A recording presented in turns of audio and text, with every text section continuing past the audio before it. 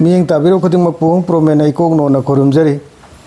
Iman nga sige wahang asati kasar hingla dagi yumnam kiranni ipu aigi wahang di Gauragi cheiraoba nimitta ibdo pakhang bagi charai phi hongba yabra haibasin. Hingla lamdamdagi hangbiraklewa ibungo thagachari.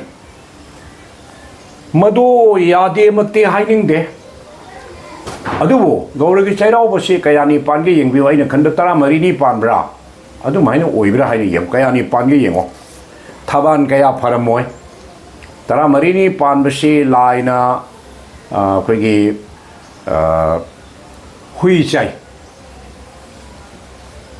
aduna kaya phaba thaban oidabani tara mangani palagana laina ok chare tarukni palagana ta taruk palagana laina san chare sumaina laicha hina ama laicha ba poche panji de yaudabani aduna gaur samprada gaurana chairau risidi moidi thawal lomde yengde numit masing lomda paraga bangali gi thachatta laubani Mite koigi noma panba sajibu ki noma pamda lauri sidi laina lai chaba yena ningai letraba afaga numit ni haiba Gauragi cheiraoba nimitta laigi phiyoi hongwada toidokpa yade haiba mukti nate thabandi kaya pangamoy haina thamjage